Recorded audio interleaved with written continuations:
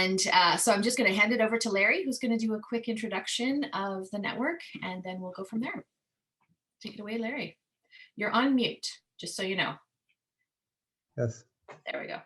Unmute. I wish I had $1 for every time I heard the word unmute. This year. Welcome. It's my pleasure to welcome you, and thank you for joining us today. I'm really delighted by the success of our series so far. And I want to give a warm word of thanks to our sponsors, the Canada Council for the Arts and the Azrieli Foundation for making the webinar series possible. And I want to thank Mary Bella for agreeing to show us how to make our website sing. I think our own organization can learn something about our making our website sing. And of course, thanks to Jennifer for organizing this webinar and the series. So many thanks. I want to say that the Canadian Network for Arts and Learning is deeply concerned about the discoverability of arts and learning programs.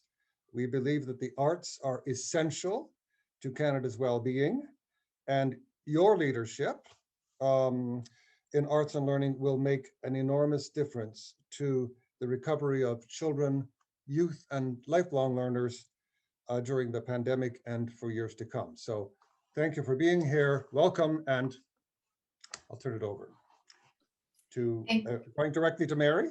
No, I'm going to do a quick introduction. Jennifer's going to, okay, good. We'll head it over. Yes, thanks, Larry. So yes, the Canadian Network for Arts and Learning, kind of our main project over the last 4 or 5 years has been very much to do with discoverability for the arts and learning sector. And so that is to help the public discover what is available in terms of arts and learning experiences and opportunities in their communities. But now, of course, since COVID, we have really focused on switching over to digital, promoting what's available virtually, and giving opportunities for people in the arts and learning sector to promote themselves via our website, via our social media. And so the main way that we are doing that, and I am going to share my screen. Okay, is it? 1 second here. Okay, there we go. So the main way that we are doing that is through Canada's Map of Arts and Learning, which you can see right here. So we have about 9,000 contacts on the map right now, and we are looking to continue to expand that. So I hope that everyone who is here is already on the map, and if you're not, we certainly encourage you to fill out a profile form and get on the map. So I'm going to, probably quite a few of you are familiar with it. So I'm just going to do a very brief overview of it and then let you know of something kind of exciting that we just recently launched that pulls information from the map and is a little bit more accessible from the map, because the map it's a lot to look at. There's 9,000 contacts. It can be overwhelming for people.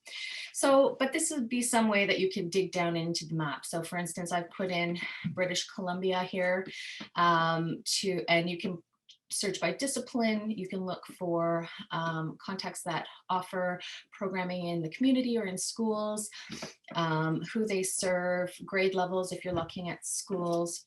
So I'm going to put in visual arts here for British Columbia. And there you can see these are the contacts in British Columbia that offer specific programming and lessons and classes in regards to with visual arts. So if we dig down even deeper, I'll take you to one particular profile here that you can see. So this is a visual artist in Revelstoke. You can see that they've added their website links, all their links to their social media. And one thing about adding your website and linking it to another website such as ours is that the more kind of external links that you have to your website, this used to be the case, I believe it is still the case, Google thinks you're more credible. And so you're more likely to show up a little higher in the search results. So it's good to have external links to your site if possible. So this particular person, Barbara May, does not offer services to schools, but you can see that she has listed a community partner as well as many featured projects here. And the featured projects are great because not only do they show up on a profile, but they also show up in their own separate directory. So I will, this is the new thing that we just recently launched, and it is because it is to do with accessibility and to help people kind of navigate the data that is on the map without actually having to go to the map. So if somebody's looking for an artist educator or an organization, you can click here and then it will pull up, and it all depends on who you are as far as what you're looking for. So if you're an artist that's looking to collaborate to work with a school, this will pull up a list of schools that work with artists. So for instance, if you are a group that does school touring and you're looking at booking your next tour, these will be some schools here listed that you could approach to say, can we come and perform at your school? So for teachers, the same. If they're looking for an artist to work with in the school, they can come here and they can very quickly look for an artist, and again they can dig down by discipline and location, etc., and of course online as well. And also of course for the public, parents looking for classes or lessons for their kids or lifelong learners.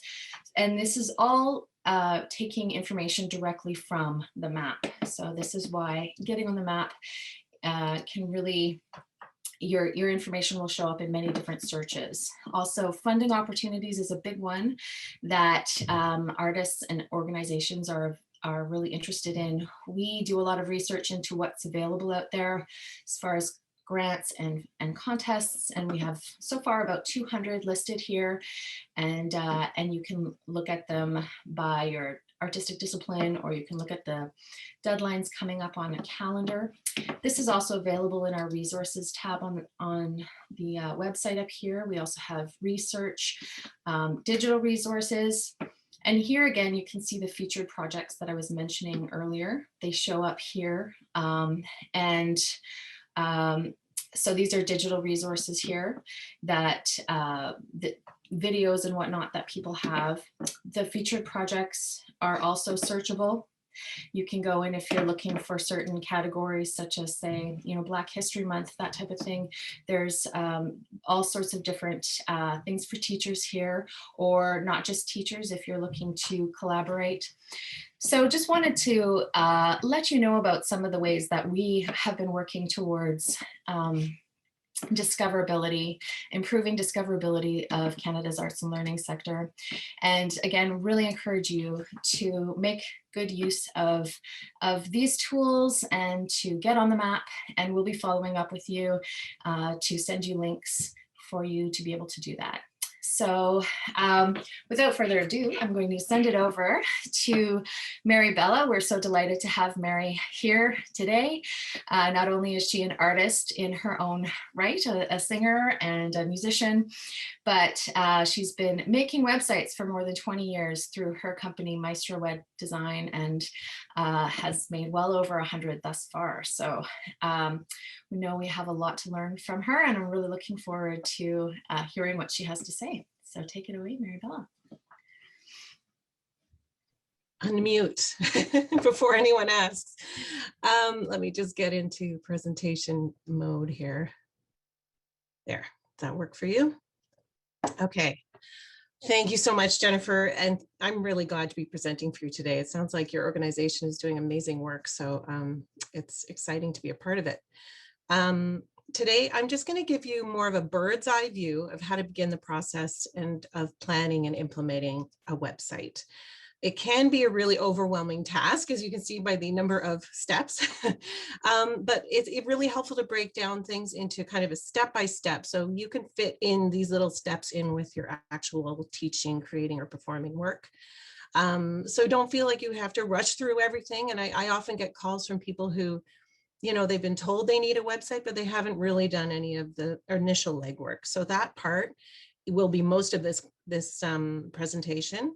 And then we'll move on to actually creating and building and tools that you can use. If you decide to use a professional for some or all of the setup of your website, you're still going to need to organize your priorities. You're still going to need to write copy and organize your materials for them. So it's really helpful to start with this basic planning and just go from there. And of course, if you already have a website, you can use the same process to review your current website and find ways to improve it. So we'll start off with this initial website planning. And the first question, whether you're hiring a pro or doing it yourself, it's really essential to clarify some things for yourself before you start creating content or planning the structure of your website. Sit down, get a pencil or use your computer and make some notes, first of all, to clarify your goals and your audience. Your main goals, you want to write down those top 3 goals for your website. And then narrow down your first priority for the website. What is it that you're trying to sell or say or do or share with this website? What is the purpose of it? And you'd be surprised how many people come to me and they haven't really thought about that. So it's really important to really sit down and sit with yourself and think about, what am I trying to achieve? What's the main thing? And many of you, I know probably as many artists do, have many different irons in the fire and many different things that you're doing. So it's important to sit down and say, well, what main thing am I trying to do here with this site? Am I selling lessons? Am I selling art or merchandise? Am I growing a community? Am I trying to find collaborators? Am I looking for a job? As I said, you might have very many different activities and talents, but your website can't do everything. And if you try, it's going to be really confusing for your visitors and difficult to follow. They won't know where to click. They won't know what to do. They don't know why they're there. So this key offering or this key purpose should be prominently featured on every single page of your website. The other thing you want to think about is how you're going to represent that key offering or key purpose visually and with words. So it should be absolutely clear as soon as we land on the site what you're doing and what this website is about. Think about what you're going to call your product or service and how you're going to represent it visually, because the web is primarily a visual medium and we need to present things so that they not only appeal to us, but they send a message visually with pictures. So it's important also to invest in quality photos of your product or your store or your service. Those photos and those images need to represent your image, your brand, your style, your personality, and of course your offerings visually, and then with some short impactful text. That's kind of thinking about the homepage, getting ahead of ourselves, but these are ways that you can start honing in on that initial planning stage. The next thing to think about is, what is special about you and what you're offering? How are you unique in the market? And that uniqueness should be clear in your copy or your written content and in your photos. For example, if you've won awards, if you've shown in galleries, if you sold hundreds of artworks, if your students are famous, if you taught for 20 years, what is your edge? Why should they call you? And it's important, again, to stay focused. Many of us do many things. So your website should really focus on what it is offering and what you want to get out of it. You can mention your other talents in your bio or your other exploits, perhaps, but trying to sell everything at once is going to be too confusing. It's going to dilute your impact. So the next thing to think about is your target audience. What is your target audience and what content will appeal to them? What design style or colors might appeal to them? So different colors have different feelings or associations. For example, navy blue has a kind of serious, businessy, trustworthy feel to it, but it's also kind of traditional and old-fashioned, old school. Lime green or teal or fuchsia are more youthful colors. It kind of have this modern, fun vibe. So those colors should speak to your target audience. Likewise, fonts can appear more modern or funky or strong, solid, fanciful, traditional, whatever. So again, target that thinking. This is why you want to narrow down your target audience. For example, if you're trying to appeal to, let's say you're setting up a music studio site, So your target, you're thinking, well, I'm teaching kids. Are kids going to be the ones going to that website? No, they're not. They're not signing themselves up for music lessons. Parents are signing themselves up, their kids up for music lessons. So you're selling to parents. Your content and your photos and your colors and your fonts should appeal to those parents. You'd probably want to present something that is very clear, very organized, that gets to the point of what they're looking for, has maybe a clean modern style with a little hint of fun. So it shows that you do keep those kids in mind. Maybe some neutrals like gray and white with a brighter accent color. So you know, think about how you can target that market and what they might be looking for. And another way you can do that is by asking your current customers, you know, what websites appeal to them, and look at those. Do some research. Don't be afraid to ask around. The other thing you can do when you're thinking about colors is try Googling color meaning, and you will get, there's lots of websites that offer kind of charts about different meanings for different colors and the associations that come with them. And you can use tools like Canva. There's one through Shopify called Hatchful that can help you with the color branding and with logo design for your website if you want to go that route. So you can now step forward to creating your content for your website. And before you start writing, let's go back to the goal and the action that you want people to take. That's the thing you always need to keep in mind, what you want people to do on your site. This is a little different for an organization like yours, like this one we're speaking with today. But if it's a large organization, they might have many different targets. But if you are a solo artist or a solo educator and your main goal is something you want your audience to do. So do you want them to phone you? Do you want them to fill out a contact form? Do you want them to buy something? Do you want them to sign up for your e-news list? What action do you want them to take? And while you're going through your website, creating that content, you're going to have to find key places to make that action really easy for people to do on your site. And that's called a call to action. That's probably something you've heard before. You can insert links or buttons on your text or beside the text, interspersed with your text, so they can take that action anytime on your website, and it's easy to find. So for example, if your goal is to sell artwork or lessons, for example, then that sales sort of buy now or sign up now button should be on every page of your website. It doesn't need to be intrusive, but it should be easy to find. You could also include a featured artwork that reminds people of the store and that there's a special item available right now. You can go on and then start creating the structure or content outline of your site. And this is how you plan out the pages that you're going to include on your site. You can do some research and ask some industry contacts, ask some customers what they think you should include. What are they looking for? And if you currently have a site, what is missing from it? What were they hoping you would have? Look at some similar websites in the industry, kind of curate about what kind of information you want to provide. And you can also think about things you can add value, ways you can add value to your website that will appeal to your target audience. So it could be a short tutorial video that entices people to sign up for your real class. It could be a performance clip, like a video. It could be a testimonial video. And also, if you include videos like this, you can provide written versions of parts of the videos so that that text can still be searched with search engines, because search engines aren't very good at finding text within videos, but you can pull out some salient quotes that have some terms that people might be looking for. And that's another way to kind of open up to more terms. Another thing you can do is start a blog that highlights aspects of your work, or kind of establishes you as an industry leader, professional that is very knowledgeable in your area.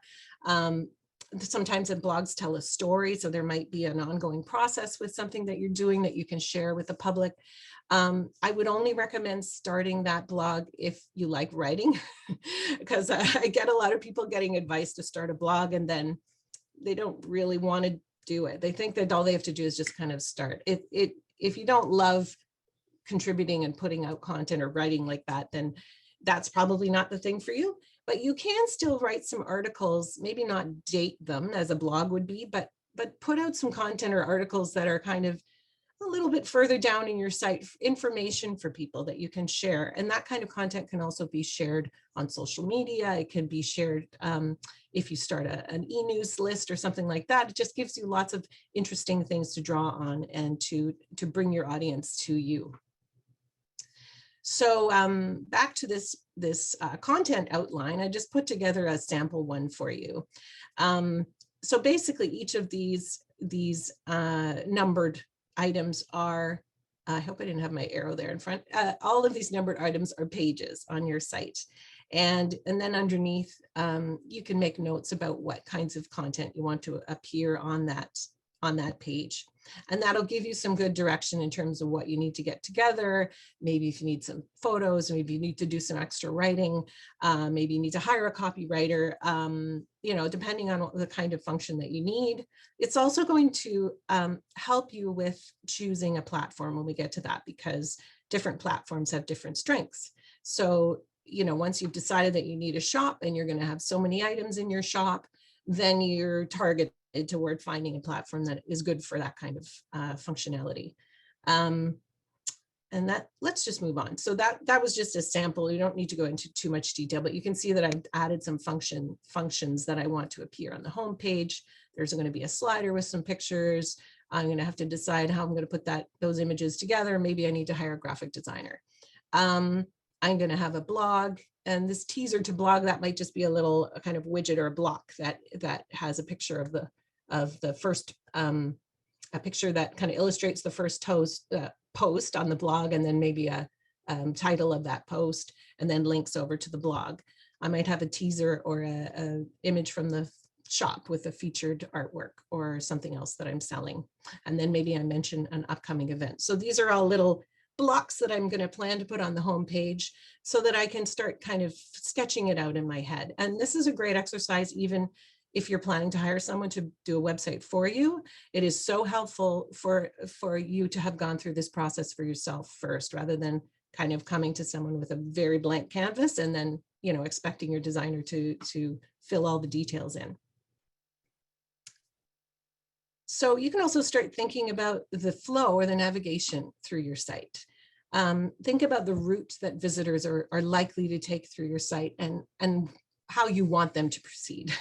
Where do you want them to click? It's a good idea not to have so many links and options and menu items that your user gets confused and doesn't know what to do next. I mean, it's kind of like walking into Costco. And you have your little list of things, or maybe you forgot your list. As soon as you walk in there, you're like, why am I here? And you walk out with, $700 worth of TVs and stuff. So it would be helpful if Costco could just remind you what you came for as soon as you walk in. And that's, you can do that with your homepage. You can remind people, this is why you came for, even if you didn't, this is why I want you to be here and why you should stay. So again, don't give people an excuse to leave. Keep links out of your site, especially on the homepage, to a minimum. We used to think that social media was kind of new, and we put those social media icons at the top. And then, most people actually don't maintain their social profiles very much. So I would suggest also it links over to the social media where, the wormhole can kind of trap people and they never come back to you. So it's probably a good idea to keep those social profiles lower on the site, in my opinion, and only keep the ones that you're actually using and that you maintain. So again, keep in mind your main goal, the action that you identified that you want people to do, and ask yourself, is your content distracting people from that, or is it leading people towards your goal? And also keep in mind, simpler and smaller is often better. It can be more focused. there's no shame in having a website that is 4 or 5 pages. That's totally fine, as long as it, it doesn't make you look less professional if it looks great and is streamlined and easy to use. So the next one is just a sample website diagram. So this is a little bit different than an outline in that it gives you more of a structure in terms of the menu items, drop down illustration kind of thing. So you can see you land on the home page, you go to, this is the main menu, and these are the drop downs from the main menu. And then this might illustrate something for you if, for example, something that you want people to see, like say product 3 is what you really want featured. You might be like, well, that's pretty far from the home page. I maybe should feature that product 3 up here somehow, or include it in, maybe I'll even include it in my main menu somehow.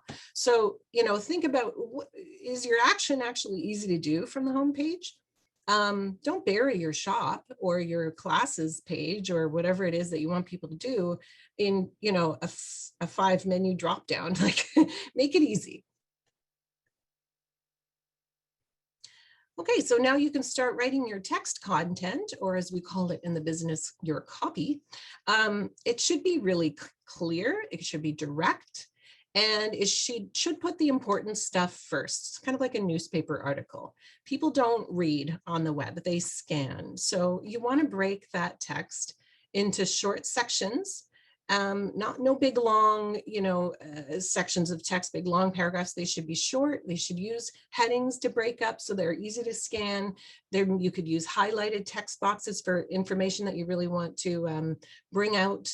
You can use bold text to bring out important or salient words and phrases. It's important to break that long text up into easy to digest sections. And even if it's, say, more than 200 words, I would say even start a whole new page, or if you're doing like a whole big long 1-page website, start a new section if your text is getting too long. So I'm going to show you a site that I've been working on recently. This is before. This is a site that a client of mine created for herself, or I think she might have got some help on Wix. And it was probably 5 to 10 years ago. So it's an older site. She's added to it over time. And you can see there's a lot of very small text here. It's light against the background. It's hard to read. It's also, she used lowercase for a lot of this. I think it was kind of the trend at the time. It's hard to read. It's hard to scan. I don't feel motivated to read this. So that was one thing I noticed right away. The other thing is that her work, she's works refinishing furniture. These are tiny little pictures over here, and they're not really, this should be sort of the focus, in my opinion, of landing on that website. We should know right away what it is she does, and that custom upholstery, these images should be, her favorite images. Right now, this is just her Instagram feed. So it's all the stuff she's posted on Instagram in the last, couple of months. Not necessarily her favorite work. So I suggested her we should curate that a little bit. We should have a nice big use of the space on the screen more and have a gallery at the top that is representative of her best work, the stuff that she really wants to showcase. And then we can also, I liked some of this text once I read it, and I thought we can use that. We can kind of hone it down. We can bring little bits of it out, and we can tell a bit more of a story with pictures. So I'll show you the after. This hasn't been launched yet, so you're getting a special preview. So we put this sort of curated gallery at the top. It's a slider, so you can scroll through these pictures and look at some of her favorite stuff. You can click on them and get a little bit more information about those projects that have been featured. And this was on the homepage before, but it wasn't very pretty, so we kind of made a little more space. You can see everything just fills the space more. There's more air around everything. And web design has changed a lot that way. We don't feel like we have to keep all the content above the fold anymore. There's no shame in scrolling anymore. So some sites basically just keep scrolling. That's a little bit more friendly for mobile, actually, just to keep scrolling without having to go into a menu.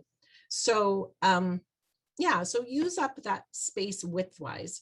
this is still, you know, very much overview. We're not talking about you designing your site, but it's just something to keep in mind in terms of where we started, which is, you know, if you already have a website, maybe yours is starting to look a bit like this. You can break up your text as I have here. All this text was on the original website. I honed it down slightly. I edited it a bit for her. And then we have pictures that illustrate what she was talking about. So there's a chair that was found in the garbage, and we bring out some text. It had good bones. It was found and cherished. And look at that. There's the call to action right there. That's what we want people to do. Moving on, you know, we keep going with this. This text was all on the original homepage. I just kind of cleaned it up a little bit, and I added capital letters so it's easier to read. Again, you know, the story goes on. This was at the bottom of the original site. I added some cleaner logos, just a more open design, and really easy again to get to the quote page, which is our call to action at the bottom of the page. So basically, I've just kind of opened everything up and just made it a lot more easy to navigate and easy to highlight the things that she wants people to see. We'll go back here. Now, about writing for SEO. Search engine optimization. There's some basics. This is a big area. I could do probably a 3-hour seminar just on this, even though I'm not even an expert in SEO. But the basic tenet of search engine optimization is that you think about key phrases that people might use to search for a site like yours. They should be specific enough that you're not competing with thousands and thousands of other people offering the same thing. So for example, art teacher would be way too broad. Art teacher Toronto might be better. It's still a bit broad. So you can actually pop those into Google and see how many, what pops up. Do you get 5,000 hits? Do you get 10,000? Do you get 200? If you want to kind of hone it down enough. So for example, watercolor art teacher Toronto might be a better search term that you could hone in on. And those terms also shouldn't be so focused that very few people would be using them. So if you added in another term like, I don't know, male watercolor art teacher Toronto, that might not come up with very many results. So you want to hone it down just enough. So there are tools through the Google, if you Google Google keyword planner, that you can use to figure out the right balance of targeted and broad key phrases. And the trick is then once you've sort of figured out a few key phrases that you're going to optimize for, you pick one for each page on your website, and you use that key phrase in the page title. You mention it in a couple of headings, in a couple of paragraphs, especially near the top of the page. You use it as a tag or a description, an alt tag for some images. And basically you kind of put that search phrase in the text. It's not always easy to get that organically. So that's the challenge. You have to find your own balance with how organic it can be, but that's basically the secret to search engine optimization, along with what you can do in terms of content.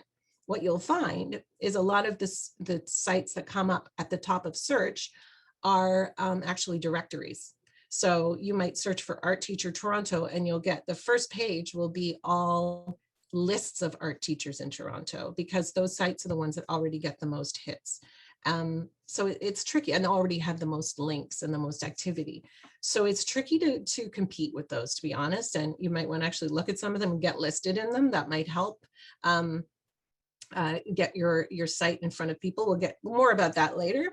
Let's stick to the content at this point. I was just thinking about how you can write your content so that you're already thinking about key phrases in terms of search and SEO.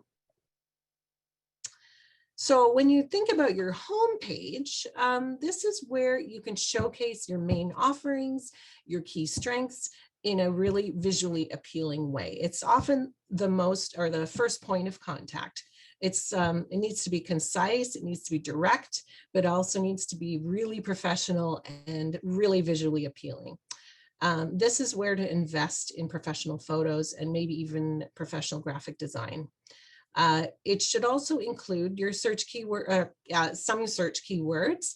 Again, might be challenging because they don't always feel organic. So you can think about how that's going to work and how you can optimize in the homepage. And we talked about how you can create blocks for different information that you're going to include.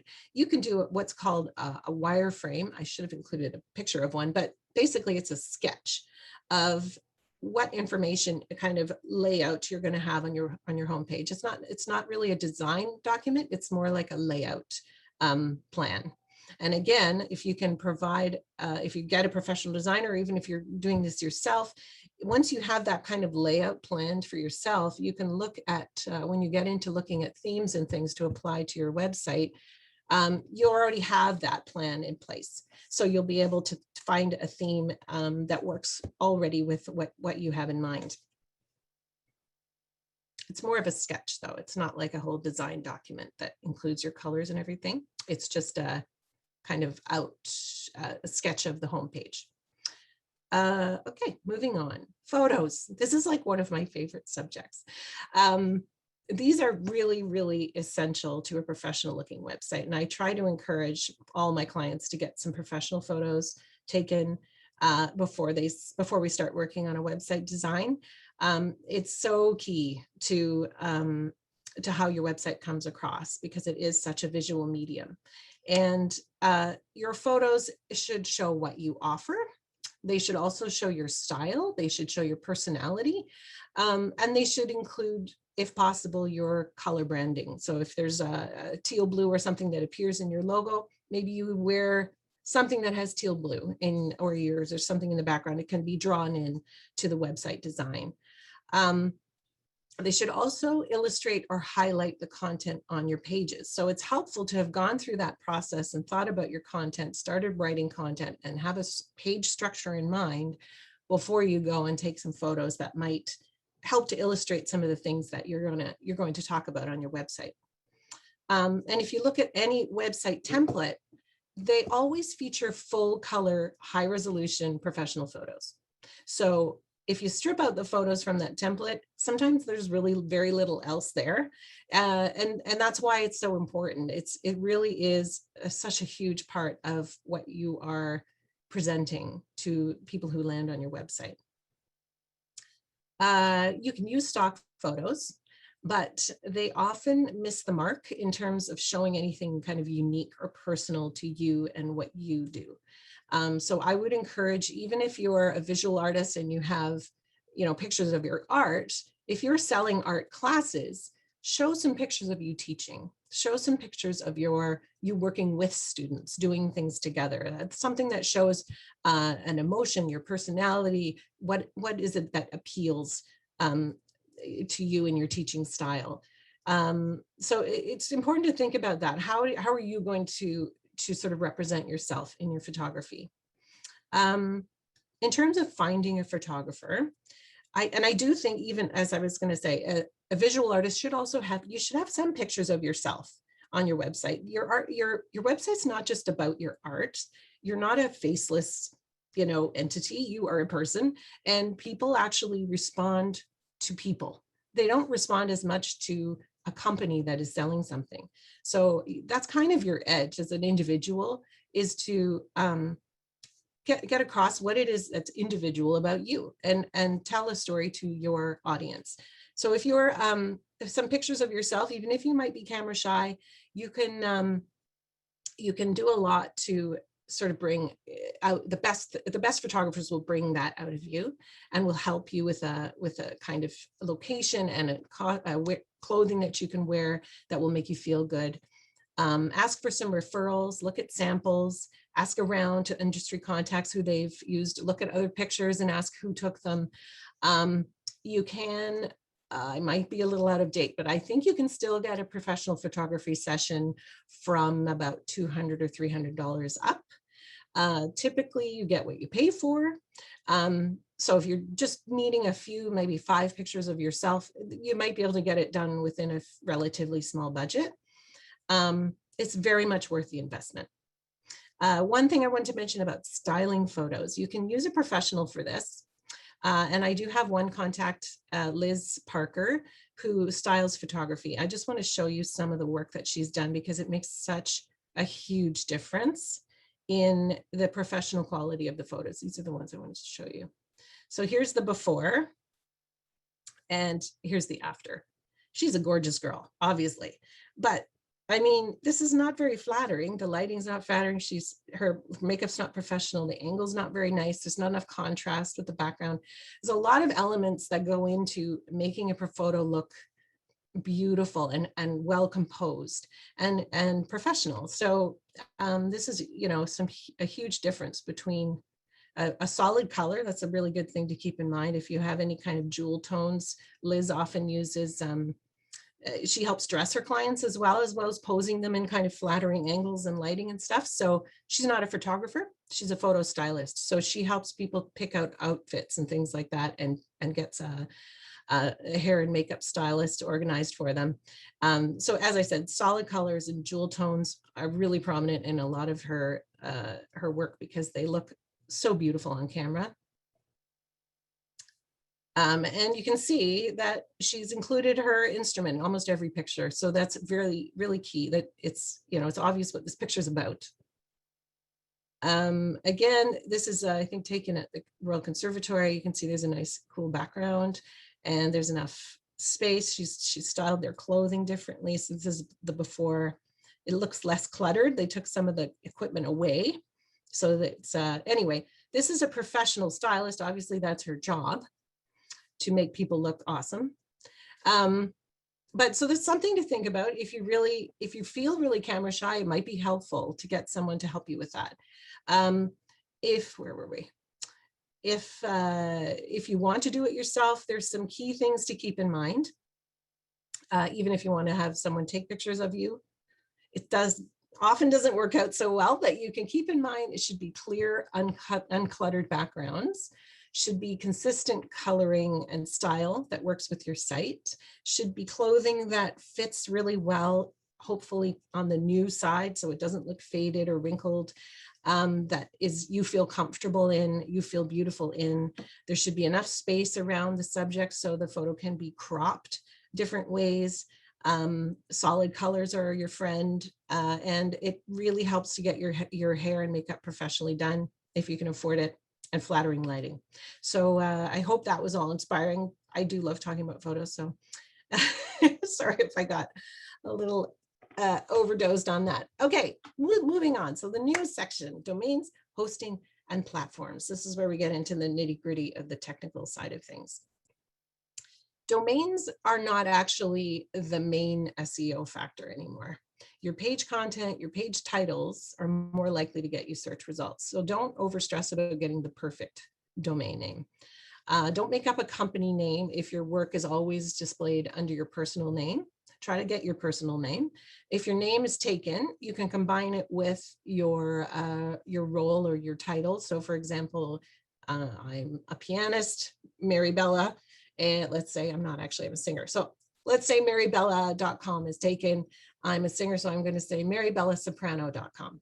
I just add my, what I do and what my website is about. If you're starting out and you're less prominent, you might think about using some keywords in your domain that people might pop into the location bar to find you. For example, canadianwatercolors.com. Your domain should be short and recognizable, and that's harder and harder to do because so many of them are taken. And it should be easy to spell. It should be spelled correctly, obviously. It should be a word that's, if you're using a word as opposed to a name, it should be a word that's real. And you should purchase your domain through a third-party website, so not through your platform, which we'll talk about later, not through Wix or through Shopify or whatever it is you decide to use for your website. Purchase it through, say, GoDaddy or another domain seller so that you can point that domain to anywhere, any other platform, and you don't end up having to pay a fee to release it or whatever from the platform that you chose. So I've got an article here about choosing a domain name. I couldn't go into so much detail. There's so many things to, so many things to consider. I think we'll give this slideshow afterwards as a PDF to everyone. So you can go in and click on that if you want more information. Now, choosing a platform. Sorry, I lost my notes. 1 second. There we go. The platform is the program that runs your website and that you use to build it. So that would be Wix, it would be Squarespace or WordPress or Shopify. You don't need an exact design plan before you start looking at platforms and themes, but it helps to have considered all these things that we talked about: your branding, your goals, the structure of your site, and your technical needs that you're going to want on your website. Your choice of platform, as I say here, is going to depend on several factors. How much time you have to learn to do it yourself, if that's what you want to do. Your technical abilities. So some platforms are easier to use than others. Your budget, especially for ongoing fees, monthly fees. So a lot of these are subscription plans. So it can be $30, $40, $50 a month. Your website requirements. So do you need a shop? Do you need a blog? Do you need to update yourself frequently? Do you need it to be really easy to use from the back end? I mean, updating wise. Check the pricing as you go. The domain is usually $15 or $25 a year. A hosting plan or a subscription plan for one of these platforms usually ranges from anywhere from $5 to $30, $40, $50 a month. So think about the ongoing cost as well as the setup cost. What is your budget? How much do you think you will sell? If you plan to have a shop, what is your goal? How many things do you need to sell in order to cover that cost? Different platforms, as I said, have different strengths, and there's always a learning curve. So even when I say, for example, Wix is really user-friendly and intuitive, it's still going to take you a few hours to figure out how to use it and how to set it up for yourself.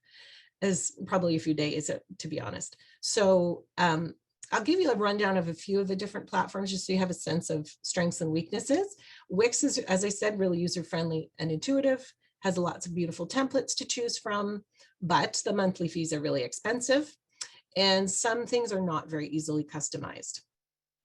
WordPress has tons of customization options. I'm talking about self-hosted WordPress, so that would be not wordpress.com, but WordPress that you can install on your own host that you're paying for separately. Tons of customization options, thousands of themes, tons and tons of support documentation, but it's not as user-friendly as something like Wix. It's not like you just drag and drop things on a visual editor. So it's not as consistent to set up because there are so many themes that use slightly different ways of updating sometimes, and it's a bit more, definitely more of a learning curve. Shopify is the easiest way to set up an online shop, but the pro themes and the monthly fees are quite expensive, and the templates really only work well if the content fits with your theme. So this is where you have to think about what you've already planned for your structure of your site and how it's going to work with the platform and the theme that you decide on. It's a good idea to ask friends and colleagues in the industry for recommendations of what they used for setting up their website, if you like it, and how easy or expensive it was. Oops, I jumped ahead, sorry. There was one more thing there, sorry. Okay, I think, oh yes, I just have a couple of articles that you can look at later about choosing a website platform. There's a long description of various ones and the strengths and weaknesses, and you can base your decision on your specific needs. So selecting a template or theme. So this is after you've decided what platform you're going to use. Now you're going to use your branding, your site plan, your style, and your photos to help you pick a theme that will work with your content. So you want to pick one that actually kind of already looks similar to what you have in mind, rather than trying to adapt your content into a theme like doing it the other way around. You want your theme to work for you, not the other way around. So a theme is basically like a layout or a pre-done kind of design. And that's, if you're doing it yourself, that's what you're going to have to do. You're going to have to pick something that's kind of pre-built and then work your content into it. Consider the features and sections that you would already plan to include, and keep it simple. If you're going to do it yourself, keep special features to a minimum. Look for themes that are clean, simple, and easy to set up. Look for templates and platforms that offer tutorials and clear instructions for setup. And do some preliminary setup research first. Watching 1 hour long tutorial about your chosen platform is going to save you so much time and aggravation. So don't just try and jump in and do things visually. Often there are tools and steps that you can do that will make it so much easier for you to get started. Okay, and I'm just going to sum up with a site visibility. These are some tools that you can use once your site is built to basically show it to the world. So installing Google Analytics, Google offers a lot of free tools and online resources that you can use to learn to use the tools. So they offer lots of videos on training on all of these different tools that can be used to increase your website traffic and also to understand where it's coming from and how you can be more effective. So most website platforms that I've mentioned will integrate these tools. Google Analytics is a full-featured free service that you can connect to most website platforms. It will give you all kinds of information about how many visits you're getting, where your visitors are coming from, how they move through your site. I mean, it's like a rocket ship in terms of the detail that you can get into, but surface level, at the very least, you can see what kind of search terms people are using. You can see where they're coming from, if they're coming from Facebook, if they're coming from a search engine, where they clicked to get to your site. And it's really helpful information. And also what they click next. So maybe they land on your homepage. Where do they go from there? And are they going where you want them to go? How can you make adjustments? As I said, all these Google tools have online tutorials to help you set up and use the tools more effectively and to dig deeper when you're ready to learn more. And there's other free promotion that you can do. You can always ask your customers and your students for reviews on Google Maps, on Facebook, or on Yelp. You can share your own site. I'm shocked. Often I get emails from clients after I've designed their website and they don't have their own website URL in their email signature. So do that right away, to share your website with your friends, family, and students, and your network. Basically, that's the easiest way to do it. It's just on every email that you're sent, it's there at the bottom. And even out of curiosity, people start sharing. You can definitely have it. You should have it on your social media profile, your private profile, but also starting a page or group is a great idea. I'm sure you spoke about that in the last webinar.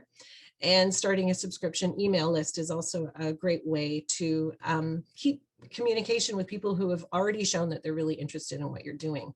So it's kind of like a captive audience, as opposed to just, randomly advertising to people who didn't say they were interested. Your subscription list, they've already said that. So you can share all kinds of insightful information and the next thing that's for sale or whatever, the next event that way. And you can also include the sign up to that subscription service in your email signature. So it's a link that they can sign up through there. The other thing is to remember that search engine optimization and all of these free tools only go so far, and paid promotion can be more targeted. It can get you results very cheaply. So, you might try one of these paid services. So social media ads, for example, as much as, it can be a little sound intrusive, but social media knows a lot about its audience, and it's very targeted in terms of advertising. So you can select people who have already shown that they're interested in art, that they live in your city, that they were looking at watercolors, whatever, right? It's really easy to target your advertising that way. So if you have a specific event or a class or something that you're trying to push at a specific time, social media ads and Google search ads are a really cheap way to do that. And generally they only charge by click instead of view. So you only get charged if people click on them often. I think that pretty much covered a lot, and I'm sorry I talked probably too long, but we can sort of open it up to questions now if Yeah, great. Thank you. Yeah, lots of great information. Can you hear me? Yeah. Okay, great. Yeah, so we'll start. I'll go through some of the questions that have been asked. People are asking in the Q&A, or we've also received some in the chat. So we'll get through all of them, but if you do have any, please do put them in the Q&A. I think that's easiest. So the first question is, can you explain a slider and where and how to use it? Yes, a slider is basically a slideshow that appears usually on the home page. This one's a little different than most, but it is a slider. Basically just means it slides along the top, and it's usually a way you feature images. Oops. Well, this is kind of a slider too, actually, because it slides the images. But anyway, basically it's a way of referring to an image carousel that rotates images, and it's usually used at the top of the site to feature different things. Sometimes it involves text, so it might be a big banner with introductory text over it that then rotates with a couple of other banners. Great, yes. Next question, what is the difference between hosting and a platform? Some platforms require additional costs for hosting. Can you clarify? Yes. Yeah, so platform, that's true. So for example, there are two different kinds of WordPress. There is WordPress that is hosted on wordpress.com. And WordPress either way is considered a platform, whether you self-host it or you use WordPress hosting. Either way, it's still a platform. But self-hosted WordPress, you don't have to pay for WordPress. It's open source software, which you can install on hosting that you pay for separately. So generally, platforms that have their own hosting, like Wix, are often you skip a few steps, so it's a little bit easier to set up and easier to use. They're more user-friendly generally, and they're usually designed for people who are building their own sites. However, they're also more expensive. So you can host a WordPress site, self-host a WordPress site that is hosted on your hosting that you pay for separately. And that hosting will only be, say, $5 a month. If you're using Wix, usually I think their base price is like $10, $20 a month. I'm not sure actually, but it builds from there. So if you need a shop, you need other features, all of that, you usually have to pay more depending on what you're using. So if you're using a platform that also hosts your website, like Wix, it's going to be more expensive, but it will also probably be a bit more user-friendly. Great. Does that make sense? Yeah, and you would buy from someplace like GoDaddy would be like, you would buy something and then you would host it elsewhere, say like or no, that is the host, and then the platform you would use. Sorry. Yeah, I don't actually like GoDaddy hosting, but let's use Bluehost as an example. What you would do is you'd buy your domain at GoDaddy, or you can buy domains at Bluehost, but I recommend buy a domain first. You go to Bluehost and you open up a hosting account. And then those hosting companies usually have automatic installation features through their control panel. So once you log into your hosting, you'll see a way to install WordPress or install, I think they usually have a Weebly option, or different WordPress, or sorry, different website managers that you can use with the host, and you just install it into the hosting directory and go from there. Perfect. Great. And someone is asking if you have thoughts on Squarespace as a host platform option. I haven't used Squarespace, so I can't really speak to that. But the article that I linked to, I think, does mention, it gives you a bit of a comparison of all those different options. So that's probably the place to go, is to look at one that compares many different options. Great. Great. And someone's asking if there's a possibility for you to look at their current website and give some feedback on how to clean it up, or would she contact you directly, or how would that work? Yeah, well, we could do it now. That might be a little touchy. Yeah, no, I'm totally happy to do that. I mean, it probably only take, we could either do it on like Zoom, we can screen share and just kind of go through it and discuss it. Or I've also done ones where, you know, I go and do a written website review and just send it to the client afterwards. And then we can share the work too. If there's stuff that you don't know how to do, I'm happy to help with that. I don't always just work on a complete website project. Sometimes I do, you know, just tweaks and suggestions and help the client out with figuring out how to use their own website platform that they already have up. So yeah, so you can reach me directly through my email for sure. Great. Someone's asking again about the sliders. Which program did you create it in? The slider. Oh, this one is Wix. Yeah. So Wix. Yeah. Yeah, so this is a Wix site, and it was the original one is a Wix site too. So we basically used the same content, but we transferred it into better layout. It's just an option within the platform to use. Which the slider? Yeah, this is actually a pro gallery block that you can add, and it comes in many different permutations. So you can, there's one, if you look at the portfolio, it's a different gallery again, where you can load more pictures that way.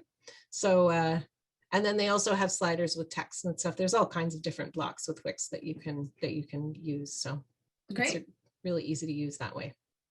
And also, what's the least expensive way of including a shop on the website?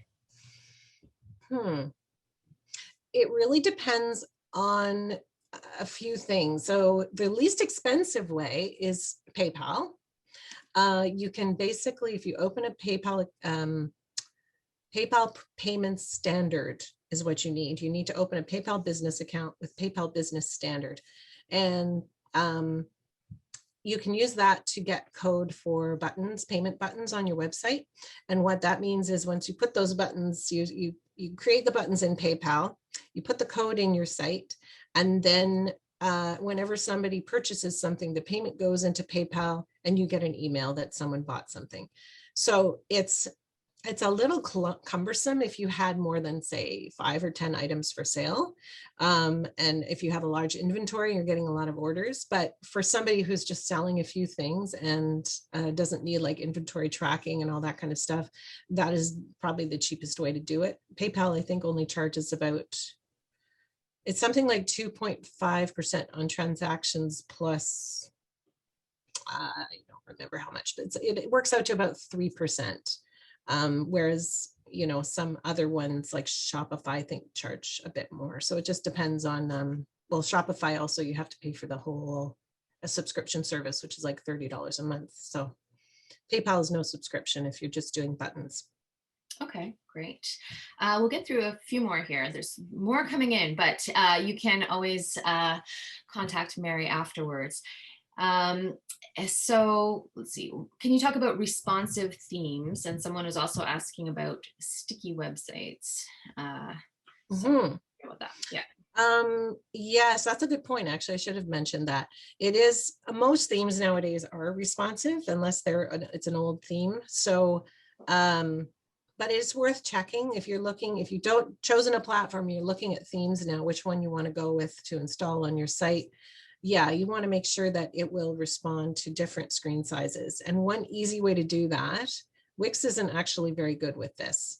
So Wix, here, I'll show you on the homepage. Oops, now you can see everything. There we go. So Wix, you can see if I make the screen smaller, this slider is still usable here, and everything else just stacks up still. So it still works. And likewise on a mobile device, it would stack up, everything would stack up vertically. So it is a good idea if you're looking at themes to look at them on various devices so that you can see that it's still going to work before you actually install it on your site. Look at it on your phone, look at it on your, before you install it, before you download it, look at the actual demo. Usually there's a demo site with the theme, and you can look at it on your phone, look at your tablet, look on your computer screen, and just make sure that everything kind of hangs together well, because that is really important. In fact, a lot of sites, more than half, 60 or 70% is mobile traffic. In fact, not so much now, right now, because people aren't going into work as much. So I think the mobile traffic was often sitting on the GO train or in the subway or whatever. But yeah, generally mobile is hugely on the rise. So it's really important that your site is mobile friendly. In fact, you could even think of that as a higher priority than desktop. Okay, and good question, is there an association where professional website designers are listed? Or do you belong to any kind of association like that? Do you know of any? No, not really. No. Yeah. No, yeah, there probably are though. I don't know. I've never joined one. Right. Yeah. I get my work generally through referrals. Right. So I have quite a large network of specially performing artists because I am one and my husband is one. So a lot of my work comes from referrals from that industry and through contacts that way. But Great. there probably is such a thing. I just don't know. Yeah.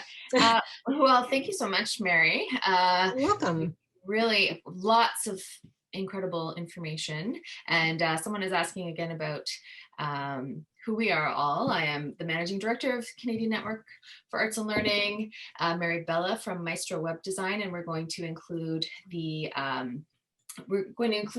links to your website, of course, and everybody will receive the slides that you were referencing there, which include all the links to the articles that you were talking about and whatnot, and other websites.